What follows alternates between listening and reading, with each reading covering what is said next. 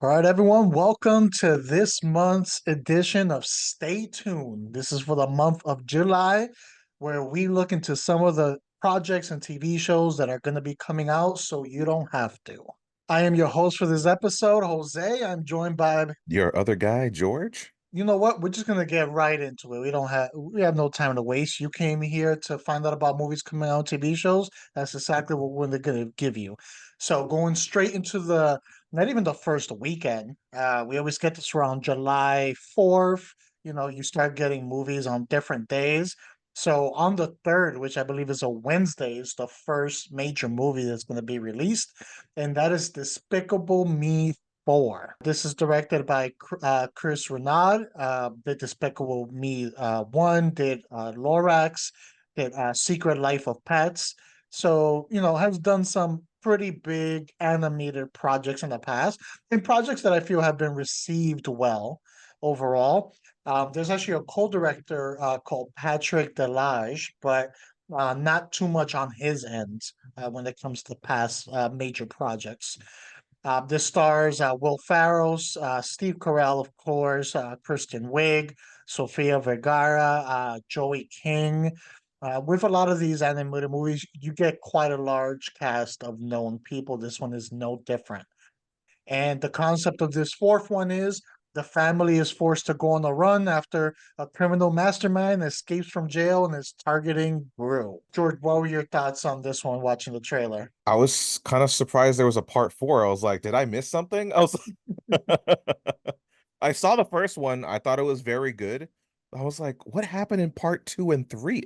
Like, I think it's somewhere there was a brother, twin brother, and somewhere he Don't became a forget the hero. spin-off. We had a The Minions movie. Minions movie. Yeah, I didn't watch that either. There's a bunch of movies I did not watch in between. So I'm just like watching this. I was like, what has happened? Like he has a family now, like a kid. Like I remember the kids that like he adopted, but it's like now he has a son and all this other stuff. I was like, it looks good. It looks funny and everything. But I was just like, I kind of felt like, okay, I have some catching up to do. I have a lot of movies that I got to put on my queue now. Because like it seems like the Minions are a part of like the government and like they made a Fantastic Four out of the Minions. At least there's two different trailers. I watched both. I think trailer two has the Minions getting like superpowers along the way. You've missed quite a bit, George. Yeah, yeah. You have missed quite a bit. We'll tell you that much. I mean, the good thing is we found out from the director they're going the Simpsons route, where really no one's going to age. So Okay. technically, all of these probably take place in like the same year or two. So time frame wise, you're not missing a lot. Action wise, you miss quite a bit. Yeah, yeah. Uh, So I've enjoyed the other Despicable Me movies. I have seen all of them. They kind of all blend together at this point. So there's some things that I remember that I'm like, was that from part two, from part one, from part three? Was that from the Minions? They aren't amazing movies that I go back to all the time, like some Pixar movies that I go Yeah. back because I'm like, wow, that was a really good movie.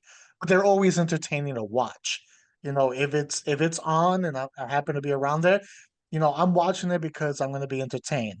You know, the minions themselves, they're always good for a laugh. I saw the trailer and I was like, okay, this is more of the same formula that we've had with the other movies.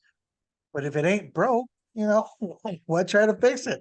Yeah. It works. It's entertaining. It sells for families, and the kids love it. I believe when the last one came out, there was even a TikTok trend out there of like kind of Oh, dressing yeah, up to yeah. go watch the movie. So it has that kind of following. I'll probably wait to check it out when it goes on streaming. I can see this being highly successful in the box office, especially coming out now that a lot of kids are out of schools the day before Independence Day. You know, families might take their kids out because they're like, "Oh my God, you're home from school. Enough. Let's go watch a movie. Like, Yeah. let's keep you quiet for a little bit." Especially living here in California, it's like, oh, it's hot. Let's go to the theater. It's AC and you'll laugh for a bit. All right. So many times where during the heat wave in LA where I would lose power, and it's like, it looks like I'm going to the theater and Yeah. just watch a couple movies. Coming that same day, but not to theaters, coming to Netflix, we have Beverly Hills Cop, Axel F. This is directed by Mark Malloy. You know, checking his IMDb, hasn't really done anything that I've seen or anything major. No. There was a bunch of just small videos, I guess, that he worked on, maybe commercials and things like that. But this seems like the first major like feature project for him. It stars Eddie Murphy, Judge Reinfeld, John Ashton, Paul Reiser, some of those classic ones from the old movies. But then we're also throwing in Joseph Gordon-Levitt, which I haven't seen in a while in anything. So it's good to see him, get out there. Idea behind this is Axel Foley, which is Eddie Murphy's character for anyone who hasn't seen the originals, which you should probably watch before you watch this one, because I'm sure they're going to be touching back on a Oh lot of yeah. things that happened in the other one. But his daughter's in danger, forcing him to come in, team up with a new partner, which is Joseph Gordon-Levitt, and his old friends from the original to put a stop to whatever is happening. It's a very simplistic storyline, which with this kind of movie, you don't really need something convoluted. People are not going to this movie to see a convoluted story. They're there for the comedy and the action. I will note that the writers for this movie, at least one of them, is the same writer who worked on Bad Boys Ride or Die. Ooh. Yeah, Yeah. because when I saw the director too, I was like, man, this guy must have really impressed Eddie to like for Eddie to become on board for this, you know. But then I saw the writing stuff, I was like, all right, Bad Boys did really well. Is the second writer on it worked on Massive Talent with Nicolas Cage. Okay, another And so good movie. yeah, so it's like you got a good comedy, good action comedy. It's like maybe there could be something really good here. Because at first, I'll be honest, I haven't been on board with these sequels to movies that were awesome in the 80s. And now it's like look at Coming to America. That sequel it had its moments, but it didn't have to exist. We don't talk about that one. Yeah, you know, and this is just a path that a lot of these actors are going on, and which sucks for Murphy because he's so talented. Like he's still good. Like he still has it. Like he hasn't lost a beat in my opinion. It's just the writing that gets paired with him sometimes isn't matching up to his level. So I was kind of skeptical, but I watched the trailer.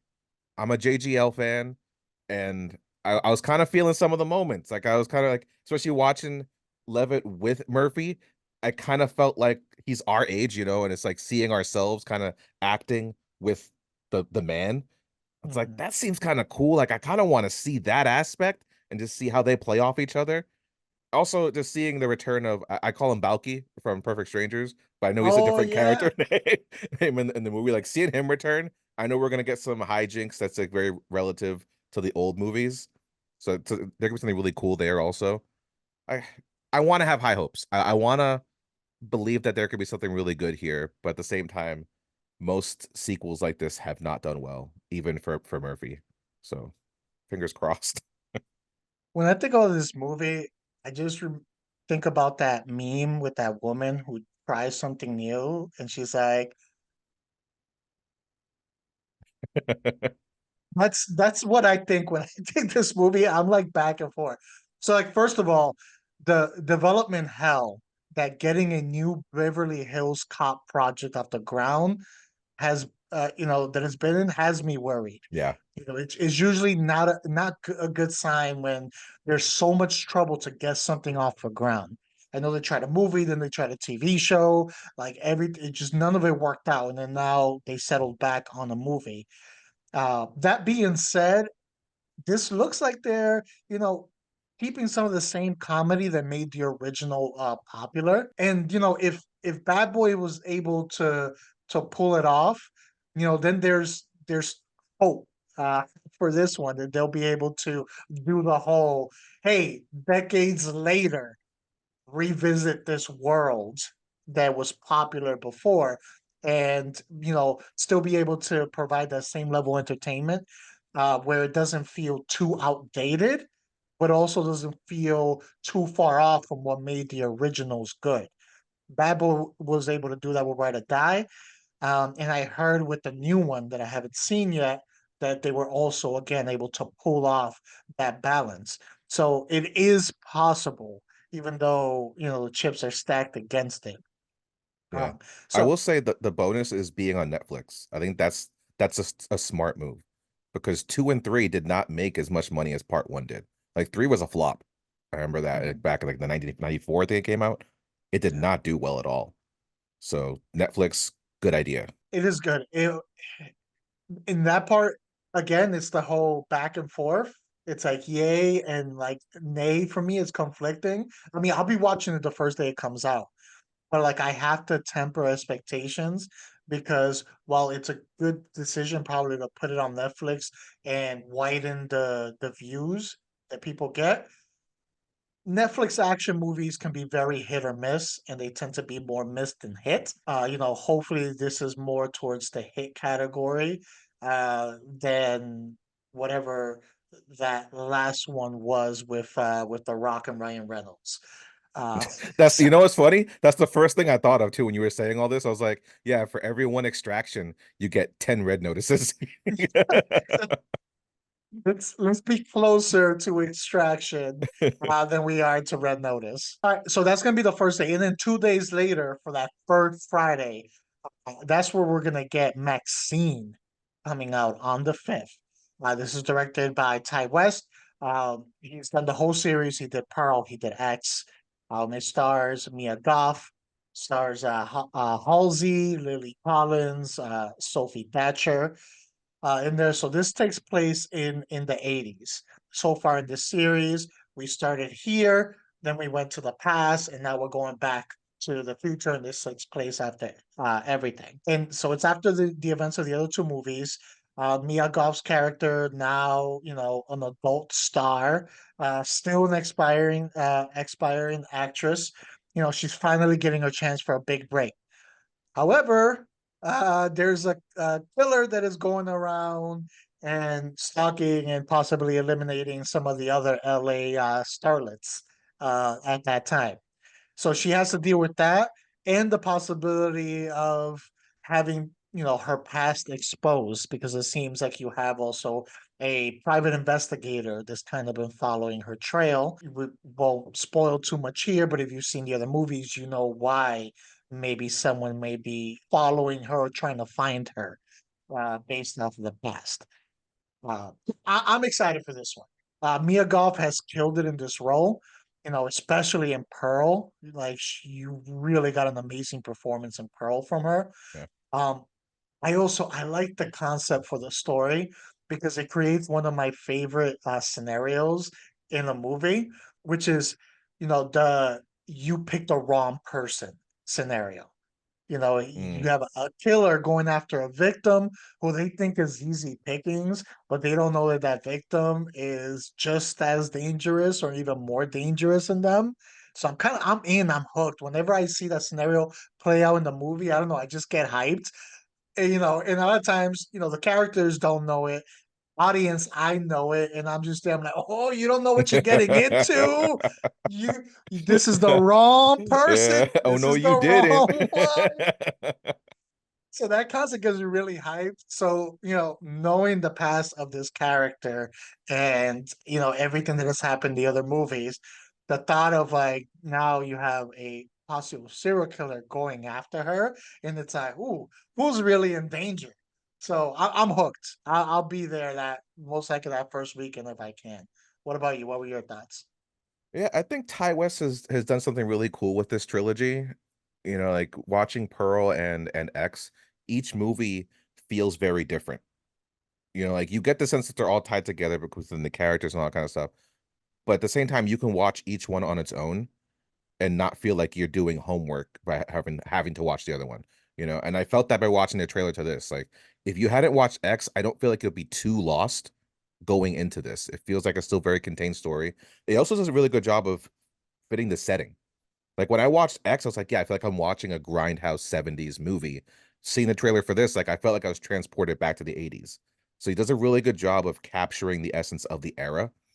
I also know like this, I like the little nods to different like horror things, whether it be within life, literature, and movies. So like I get like this Jack the Ripper kind of feel and Black Dahlia kind of thing being in Hollywood and like seeing like the Bates Hotel thing and having Kevin Bacon as the investigator. And it's just like Kevin Bacon, I consider him like partially a king of horror to some extent. Like he's done so many horror films from the 80s till now, and having him be a part of it, it's like a stamp of approval kind of thing, you know? So I was excited just seeing him there. And it's true, Mia Goth has been crushing it. And not just in this series, but in these roles. Like I think Yeah. she's like the it person for like the indie horror scene and just like the odd horror kind of things. Infinity Pool. I'm looking Yeah, at that's you. what I mean. Yeah, it's just like she's perfect for these things, you know. So like I'm definitely on board to watch this. It's got my ticket sale for sure. I'm hoping that we can look back after we've watched it and we'll be like, okay, to the rare pile, we can add another trilogy that was Yeah, strong beginning to end. It's a rare pile, but the more we can add to that, the better marathons we can have when we're rewatching things. right. And it's an odd trilogy too, because it Yeah, doesn't follow the typical one, two, three standard, of chronological order. yeah. It's I feel the trilogy matches the character's headspace, and it's just kind of all Yeah, over the place. yeah. Well, all right, moving over to the TV show end, because on the 10th, Apple TV is releasing a show called Sunny. This stars Joanna Sotomura, Rashida Jones, Hidetoshi Nishiyama. High chance, give it about an 88% chance that I butcher those names, but we're gonna go with it. Uh, so this takes place, it appears it takes place in Japan. So a woman's life changes when her husband and her son disappear in the plane crash. So as a consolation, she receives a domestic robot named Sunny, made by her husband's electric company. After she received this, she has a lot of questions because she's confused now about what her husband actually worked on because she thought he worked in refrigeration. Then all of a sudden, here's a robot that he built. So this sets her on this little adventure to try to investigate what is happening, what exactly the company is, and maybe if something else is going on with the disappearance of her husband and child. So that's what I got from the trailer. What were your thoughts on this? This gave me like Big Hero 6 vibes. You know what I mean? But like a dark comedy kind of grounded feel to it, where like that like Sonny the robot is Baymax. And the Yeah, fact that like that he worked on it and now like this is going to be almost like the essence of him as they go on this journey together, I didn't but even a lot think of that. zanier, a lot zanier. you know like I don't think I'm going to have that heartfelt feeling of like, oh brothers, this is going to be a little different, but it still Mm, gave me that feel within it. This was Apple TV again, right? yep, Apple That's TV again. the ongoing story. I think it's also cool seeing Rashida Jones in something so different. Like we're used to seeing her in typical comedies.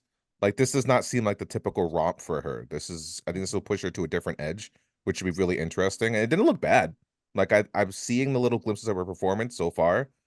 I'm interested to see what she does with this, honestly. And I love the setting in Japan, and it looks like there's a decent mystery here. I question if he's even dead. Like maybe whoever staged the accident is just holding him somewhere because he has the ability to make maybe dope robots or something. I don't know. Yeah, that's true. It definitely isn't going on. So it's funny you said it gave you, those vibes because it gave me certain vibes of other projects too. But it gave me Black Mirror vibes mixed with Yeah. like Robot and Frank vibes. I don't know if you've seen Yeah, that yeah, one. yeah, that's true. I get Yeah, that. that's what I got. I think also with the look of the robot in the face, it kind of gave me a mix of those. I don't know if you remember. It wasn't the last season of Black Mirror, the one before. You had the Miley Cyrus episode where you had like Yes. the little like robot. So like Yeah. all of that like mixed together, like kind of came to mind. The trailer definitely caught my attention, and it looked by the end of the trailer that it might go into some dark directions. You see the streak of blood and where like the robot's coming from. Yeah. So it's like, is this robot gonna go rogue and just start taking out some people? And I'm always a fan of movies or shows that can blend, drama, comedy, and darkness into one.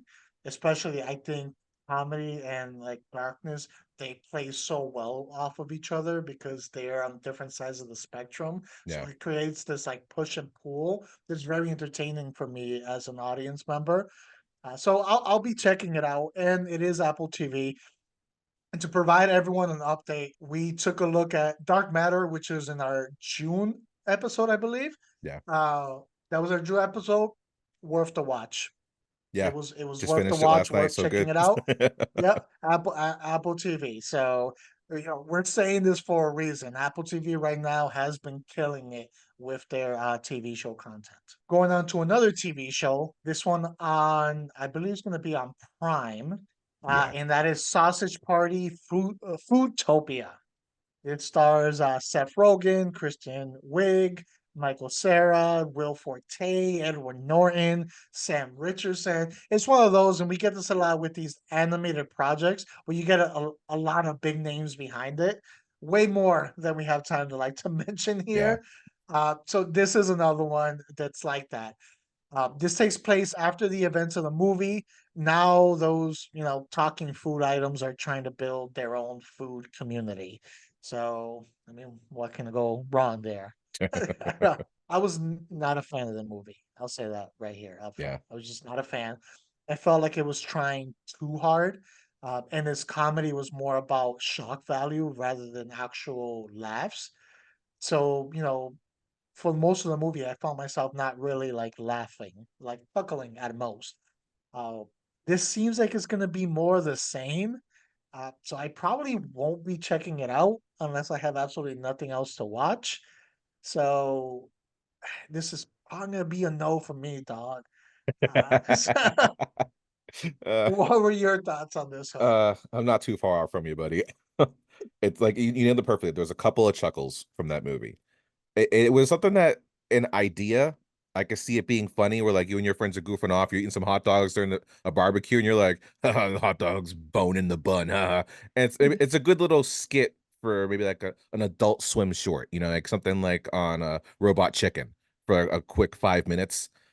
But an hour and a half to now like what, maybe 6+ episodes. The joke can't run on for that long, man. It's just it doesn't have that kind of legs. And I'm surprised it got made. It's almost 10 years in the making for this TV series. Who signed off on this? It doesn't make any sense to me. And that's exactly how I felt about the movie. I think, like you said, a skit, short format would have been ideal for it. It overstayed its welcome, and it did it Yeah. really quickly. It should never have been a feature length movie for me. All right, let's go back to the movie side of things, and then on the 19th we have Twisters. This is directed by Lee Isaac Chung. The only thing I really saw on his IMDb that I am familiar with is he did an episode of season 3 of Mandalorian. Not the strongest season, Uh, so he's uh, done actually some good independent work. Like he did the movie Minari I with haven't Stephen seen Yeun. that. Really, really good film.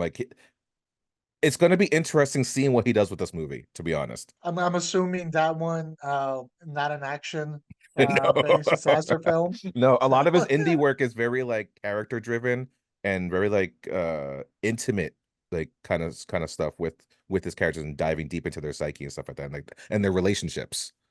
That might be a good thing if he's able to handle the action or at least have assistant, maybe assistant director, all the people that maybe can handle the action. A lot of times in these type of movies, destruction movies and stuff, you don't get a lot of character development. Yeah. The characters they tend to be very 2D, they fall flat. So if his strength is in building out, fleshing out those characters, that might add a new dynamic to this type of movie. So that might be a good thing. Uh, Speaking of the characters, the actors in this, we have Glenn Powell, who seems to be everywhere right Yeah. now. He just had that Netflix movie Hitman came out. He had that rom-com with Sydney Sweeney not too long ago. So he seems to be like sort of the it guy right now. This popping up everywhere. We have Kernan Shipka. We have Anthony Ramos. There we go, represent. Yeah. And then we have our future Superman, David Corn Sweat. That's going to be in this also. The story of this, we have Kate Cooper, who's haunted by an encounter with a tornado that she had in the past. Goes along with her friend to test out this new tracking system for the tornadoes. This unites her with another team that's led by Glenn Powell's character, and they thrive on storm chasing for social media, for the clicks to go viral.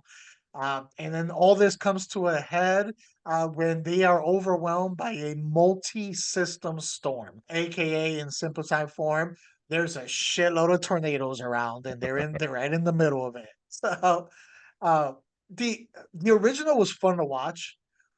We don't get a lot of disaster movies anymore, not like we did in like the Yeah, 90s, early 2000s. So it's good to see one when they do come out because they're so rare now. It's got my interest. One of the aspects from the original that doesn't really hold up is the visuals, which this one already looks like it's better and it should be better because yeah, technology has advanced since then. So if you can provide the entertainment value of the original, but then improve some of the things that didn't hold up, like the visuals, like I feel you could have a good formula here to tap into that genre that isn't coming out as much, that isn't saturated anymore like it was at one point in the past. And for this type of movie, honestly, all I need is cool action sequences and destruction.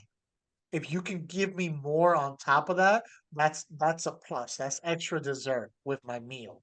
And I'm not gonna complain about it. I'm gonna take it. I'm gonna enjoy it. So I will be giving this a try. I'm gonna try to prioritize watching it in the theater because with it yeah. this being that type of movie and the disaster, like I want to see it in with Dolby sounds. I want that sound to feel like I'm in that tornado. So because of that, I want to prioritize this in the theater over in home.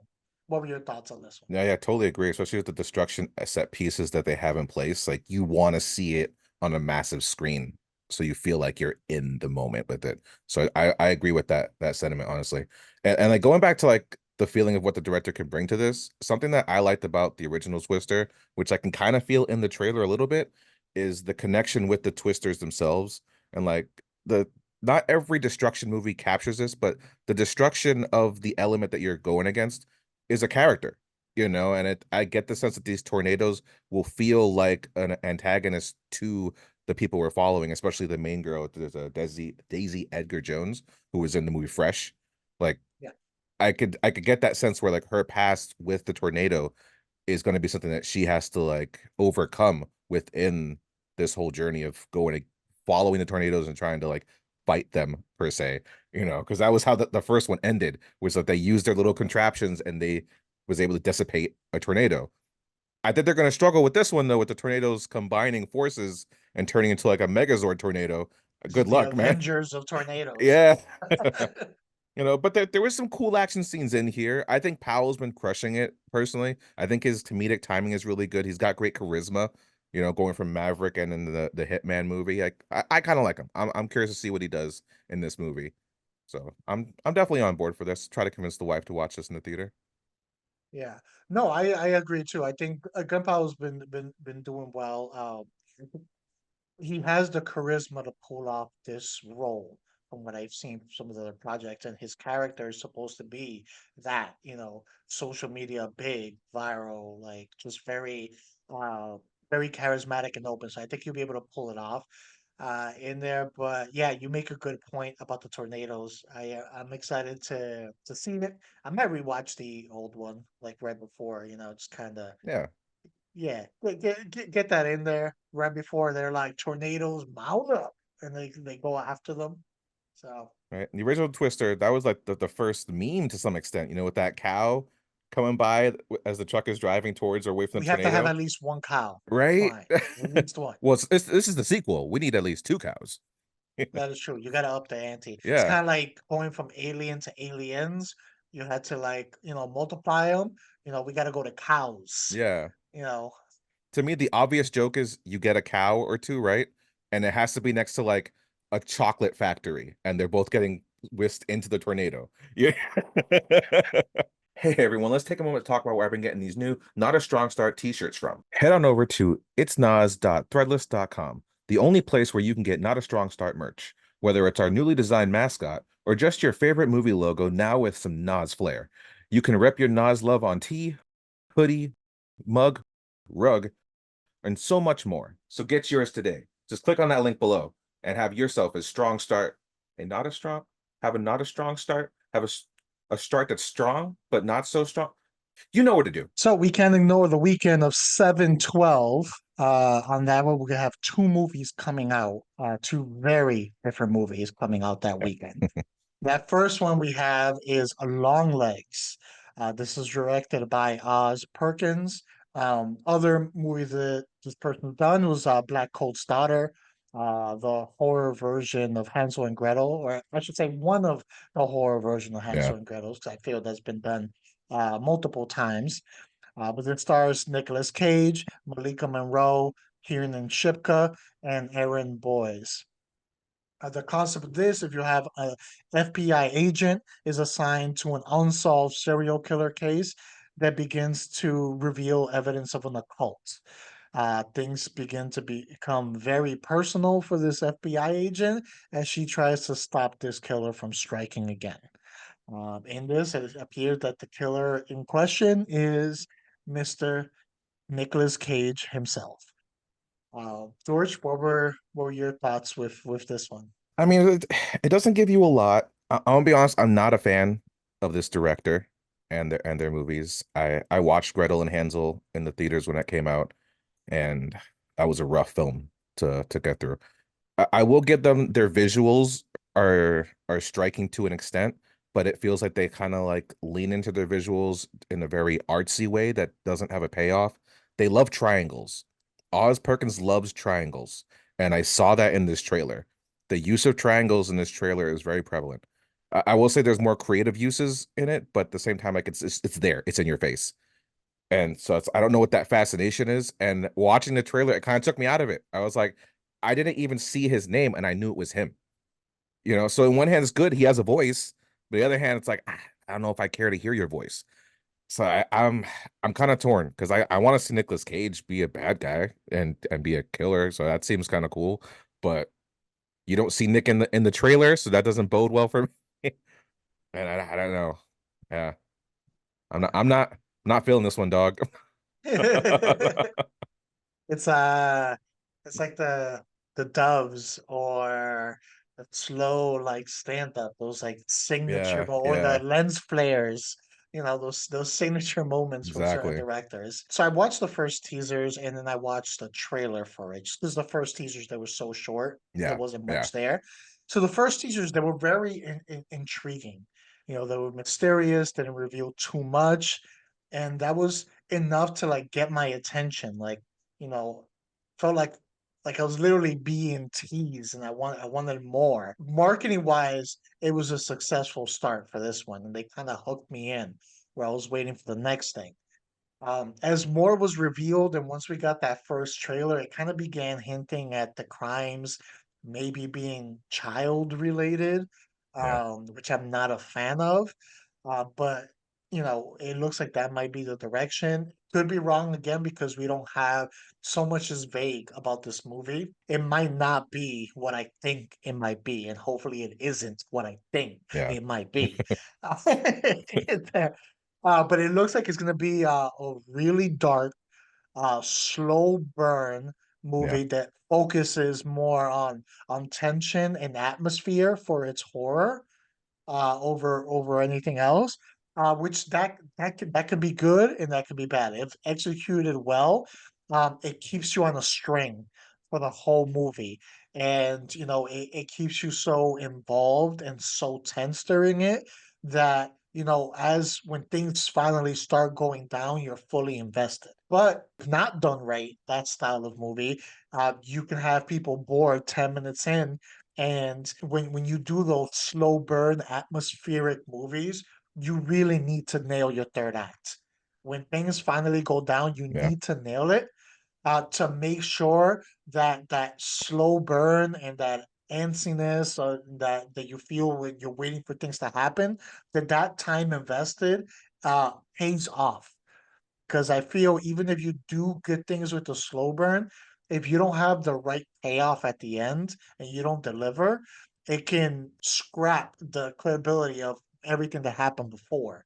Because it was just like, I invested all that time, all that, emotion into this, and then this is what you give me. It wasn't worth the wait.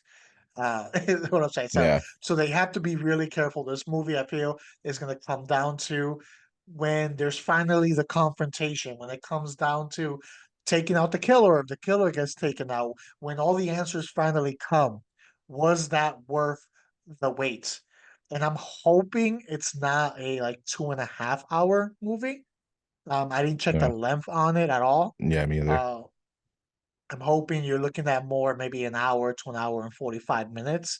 At least for me, that's my preference when you get these very slow paced movies. The excitement that I had when the teasers first came out are not there anymore, but I'm still looking forward to it. I can feel the potential's there. And, we're all fans of Nicolas Cage. It'll be good to see him as a Yeah. bad guy, like you mentioned, in there, but I'm not as hyped as I was when those first teasers came out. Probably wait for this to come out on streaming and hope for the best. Yeah, yeah. I will say to tack on what you're saying, like the main actress, she was in the movie It Follows, and that movie captured everything you just described perfectly. Mm. It is a kind of a slow bleed movie. Atmosphere is perfect. The actress herself does a good job of giving us that feel of the tension that's happening. So if she can bring that level to this movie, that might be a benefit for them, honestly.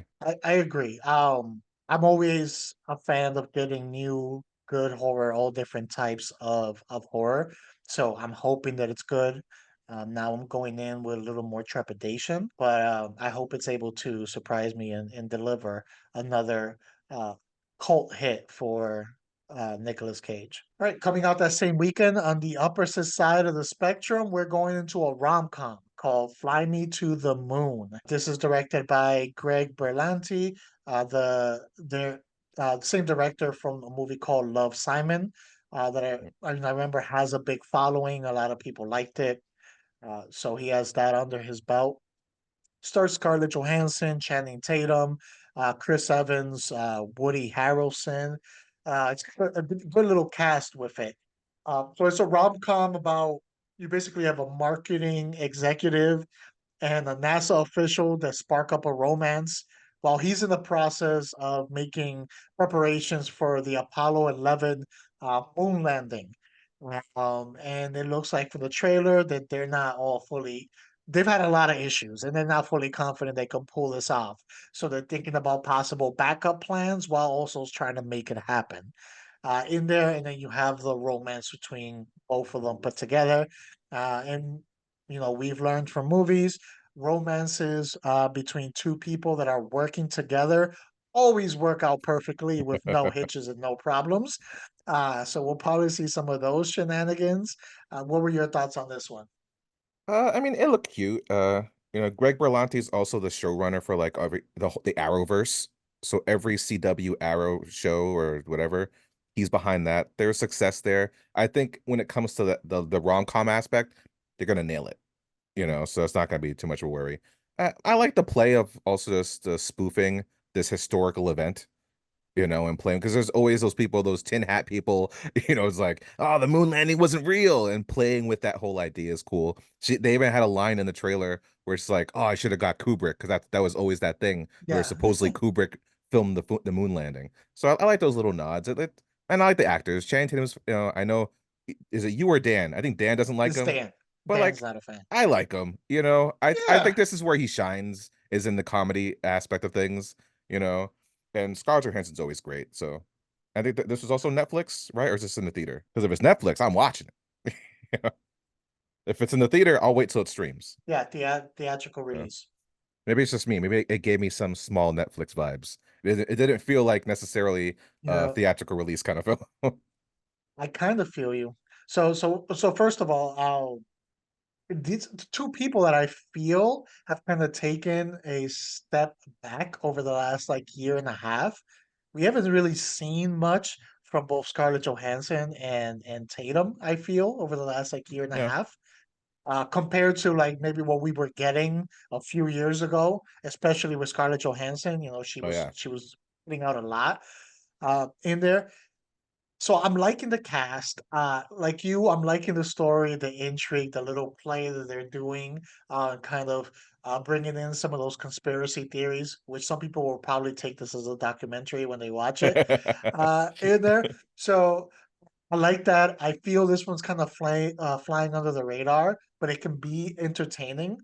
Um, Maybe this is kind of the same reason why you felt it was Netflix, because it reminded me of another Netflix exclusive movie in the type of comedy and stuff with it. It kind of gave me the vibes of Don't Look Up. Yeah, yeah, very similar. So that's exactly what I thought of, just in the type of comedy. You've got NASA, space, government involved, all of that stuff. I looked at it, I'm like, this can easily fit within that world with the way the story is. So watch it.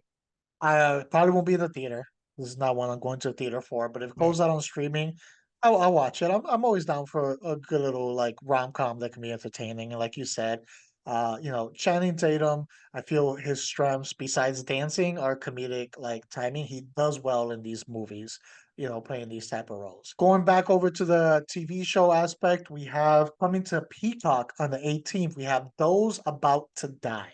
This is starring Anthony Hopkins, Iwan Rowan, who better known as Ramsay Bolton, Yeah. one of the most hated characters in Game of Thrones.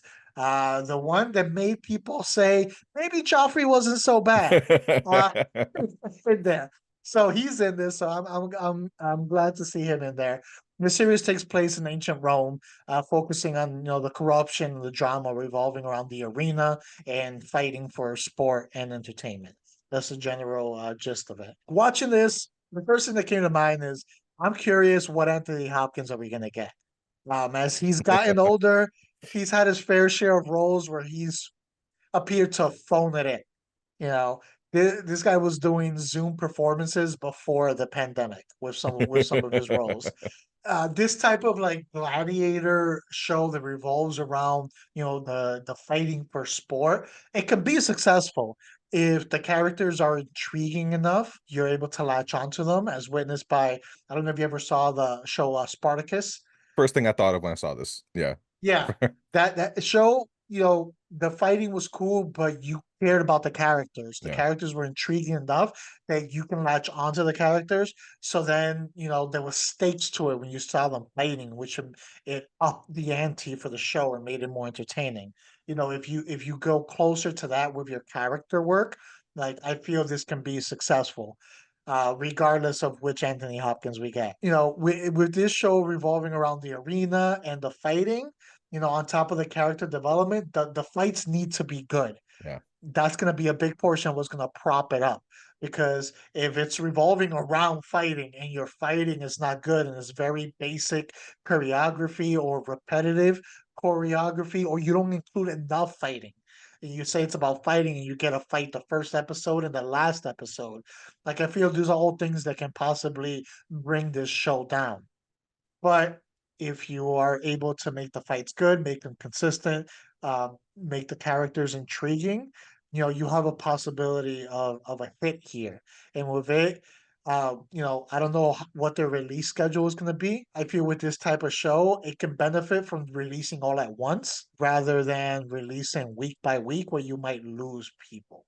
I think especially for like Peacock. I don't think Peacock has the Mm, following with their TV shows, so it might be good to do a full out release. They probably won't. They're probably going to go week to week, which puts more pressure on every episode. You need to maintain people's attention because now they have to remember in a week that they have to watch again. yeah. So I'm willing to give this a 3 episode try and see if it catches my attention. What were your thoughts? Yeah, I mean, we're in Game of Thrones season right now, so I'm totally down to have another show that's relative to that kind of feel, when it comes to the drama and political stakes with how the characters will organize their interactions with each other. I likewise am a fan of Ewan. I've liked him since the show The Misfits. I think he's a great character actor. I ignore that he was in the Inhumans TV show and just that never happened, you know. And when I saw his face, I was like, you know what? I'm glad that Rob Thomas Jr. is in something. I can't wait to see more of him. All right, because I think Anthony Hopkins is just there to have a name. I think we'll see him for 5 minutes and we'll never see him again. Like me, did you see him and you were like, "Oh, I hope you're a bad guy." Oh, he's a ruler, so he's definitely a bad guy. He's like a Caesar type. So I don't. Or are you talking about Ewan? Ewan. Oh. I was like, I hope he's a bad guy. I think he's gonna play the gray area. Tweener. Yeah, that's what I'm speculating because from what we saw from that trailer, like you can see like he's in the underground aspect of like for the pits and that stuff, and he's probably just trying to figure out a way to rise up and make his way out. But then there's a part where he's encountered someone else who like wants revenge. So he did something. He did something to Mhm. belong there, you know? So I'm intrigued just for him alone. I do worry about the CG aspect of things. A lot of the scenery and like that lion at the end of the trailer. Oh, it was kind of like it wasn't like for TV, it's good.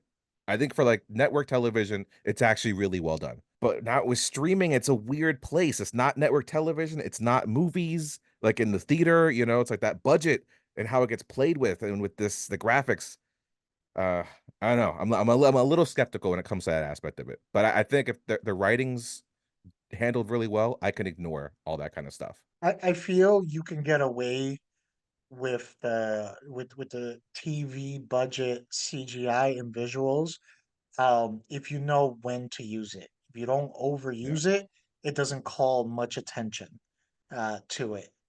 So as long as the whole thing isn't littered with a bunch of, you know, mediocre mid like CGI, I think it's easy to ignore. So let's Yeah. hope for that. Going back to the movie, we have the big kahuna of the month. Yeah. We have Deadpool and Wolverine coming out on the 26th. This is directed by Sean Levy. He did Free Guy, Night at the Museum, Real Steel. He has quite a few projects under his belt. Is Oddly enough, this is the third movie and this is the third director. We had Yeah. a completely new director in this. So you always run the risk of will it be able to hit the same levels as the other ones because you have a completely different vision? Or can they bring something to add it and elevate it to another one? So it can go either way, but he has enough experience under his belt, especially when it comes to you know, comedy and action comedy. I enjoyed The Free Guy. I like Night at the Yeah. Museum. I liked you know, Real Steel. So I feel he can pull it off. So it stars Ryan Reynolds, Hugh Jackman. They're the main ones. We've got Morena Baccarin returning again, and you know there's gonna be so many more people in it. So many Probably people we cameos. don't even know. There's gonna be a long list of names and cameos from the looks of it. So we'd be day here all day, like naming the possible people that it could be. I'm even hearing Wesley Snipes rumors now. I So saw the same thing. Yeah. yeah, so there's gonna be a lot of recognizable people in this. There's not a lot of like full-on details on the direction of the story that's out there right now. But from what I've gathered, Deadpool and Wolverine, they're forced to team up and battle some kind of common enemy. And then MCU time stream is involved in some way. So we're gonna have connections to like Loki and a lot of the other ones. We're probably going to get connections to Fox with him coming from Fox and Disney owning Fox now. So it's going to be a lot. So I love the first two movies, Yeah. George. I've been since they announced this one, I've been wary because it's the first one under Disney, and it's so they can say it until you know I don't know what the saying is until the cows come home or Yeah. whatever it is. They can Uh, say no, it's gonna be the same, it's gonna be good. And I just can't shake that paranoia. It's just still so hard to think that Disney would let this movie get to the same levels as the other ones. I'm a little more optimistic now, but part of me still can't shake that feeling that yeah. they're gonna hold back somehow. Even with Moon Knight, that was the one that was like it's supposed to be different, it's gonna be more violent and all of that stuff. Then we find out they cut out all the parts like before they released it. So it's those little actions that makes me think until I'm sitting there and I'm watching with my own eyes, it's hard to believe that it's not going to be more toned down or hold back. My other concern, and I am super hyped for this. So these concerns are not affecting my hypeness. So I Yeah. will say that. But another concern is the scope of this one looks huge. It looks like a really big scope. And I hope this doesn't fall into the trap that you get with those type of movies that have a similar scope, where they just try to throw in too much and it becomes over bloated and and you get so many characters and so many things happening and callbacks and everything that just makes the story coherence secondary, where it's like, okay, we're gonna be about the cheers and the pops, and the story itself can take a back seat. And you get that with movies that try to do too much of the scope. So I really hope that doesn't happen. I'm still super pumped from it despite my worries, and I will be there weekend one, hoping for the best. There's a lot of pressure on this movie to be the MCU savior after what has been going on with MCU. They're like, Deadpool could be the one to revive it. So people are going to be looking at this movie through a microscope, and it's not just that first watch, that first weekend. People might go watch it. They might be hyped just because of everything that's gonna get thrown at them.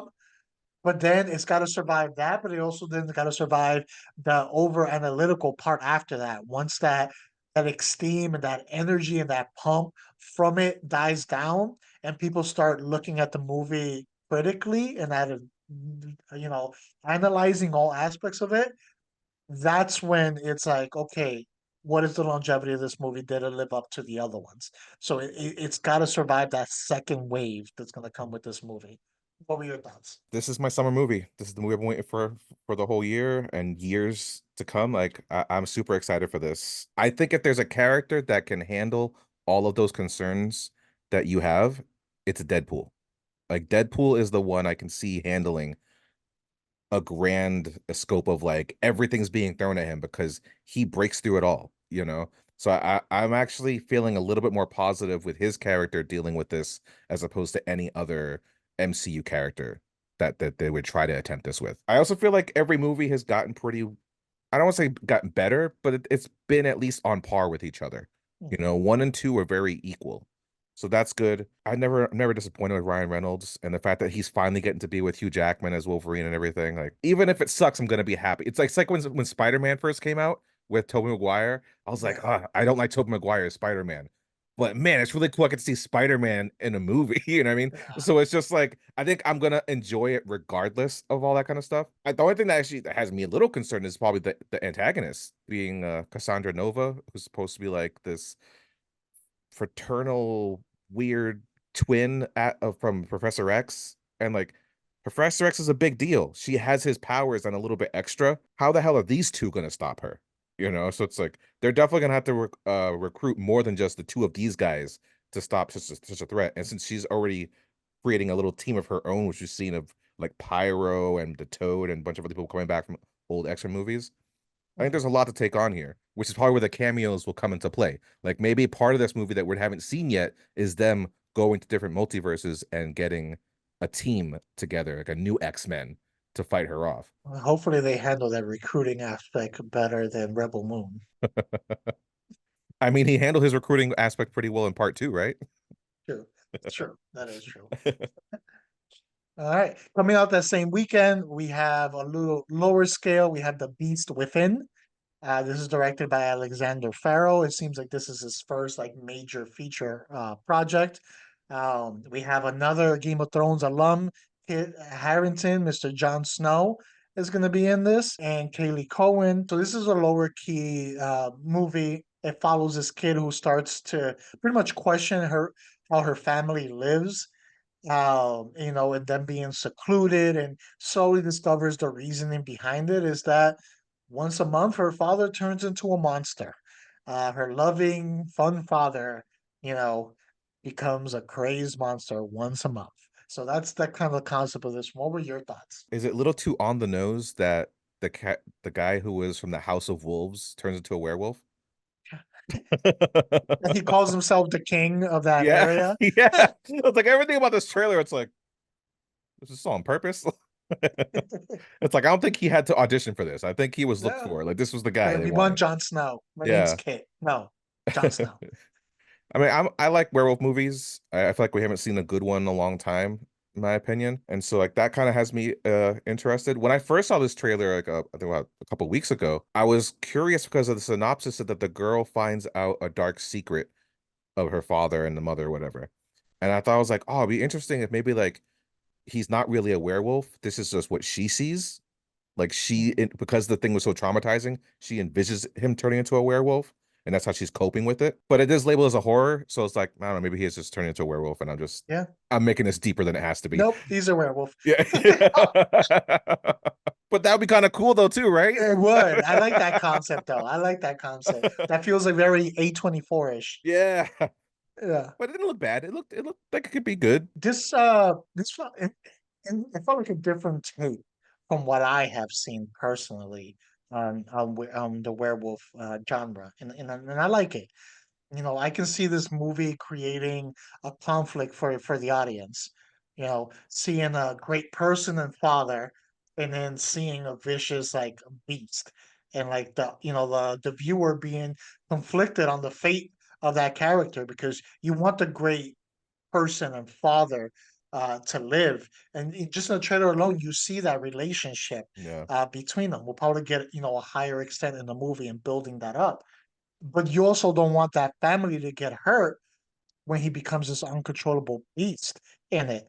So I like when the movie puts the audience member in conflict when it comes to the fate of a character. Like I feel, that push and pull there of like, okay, I don't want them to die, but if they live, then these other people might go out in there, and I feel like that adds to the viewing experience. So, when it's not that black and white and there's more gray area, you got my attention. So I am curious about this one.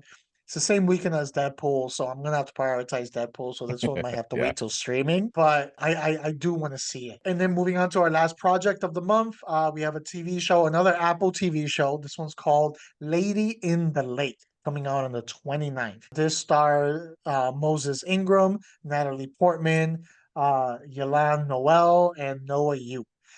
This takes place in the 60s. The storyline of it is basically an unsolved murder pushes a housewife and mother to become an investigative journalist, which sets her on a collision course with another mother who's dedicated to advancing the city's Black progressive agenda. What were your thoughts on this one? I thought it was gonna be a movie at first. The fact that it's gonna be a TV show, I don't know. I might put it on hold. Like I think it'll be in my queue, but I don't know. It looks like it'll be really kind of slow at times, and how I don't know how much I'm gonna want to dedicate myself to it. Good actresses, or like Natalie Portman. She's a rock solid actress and everything. Part of it seemed kind of thriller, like psycho thriller kind of thing, and I almost felt like they were like crossing over with each other, like the deceased character that she's investigating and her life, almost like they're bleeding into each other. That part did intrigue me quite a bit. The storyline is kind of interesting. The fact that it's based off a book, and Portman's character leaves her husband to fulfill this need to become an investigative journalist. And Yeah, it's just like, wow, that's crazy. That's you've been married this whole time, and now you're like, and her kid. this wasn't for me. Yeah, and the kid. It's like you just go off on your own. And at that time, that period of time too, it's like, damn, you got Yeah. balls. This looks like, first of all, I'll say this looks like it's going to have some really strong performances. Just off the trailer alone, you see some really good, strong acting for multiple characters. So it has the potential to be really good. Period movies, they're not my favorite, especially from like this era. They don't really appeal to me or call out to me. So I'm not sure if I'll check it out, but that doesn't take away from the fact that it looks like it's gonna be good. In general, it's the same thing with like the Rome one that we have. Period pieces, they don't always like attract me in any way. Every once in a while there'll be one, like we mentioned Spartacus, but overall, mm, I don't know. Maybe if I hear that it's absolutely amazing, I'll check it out just for the art and the performances of it.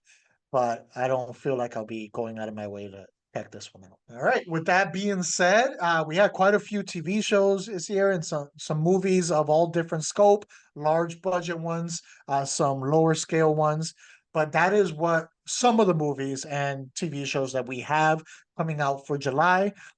Please let us know what your thoughts on these projects are. If we missed any or you have any recommendations of anything coming out, please make sure you leave it in the comments below, and we're more than happy to check it out because we're always looking for new things to see. With that being said, I am your host for this episode, Jose. You can find me at This Is Mi Nombre on Instagram. I'm your other guy, George, and you can follow me at Nicolopolis. Thank you for joining us for another month of Stay Tuned. And make sure you stay tuned for next month where we release another one for August, where we look into some of the movies or TV shows that are coming out so you don't have to.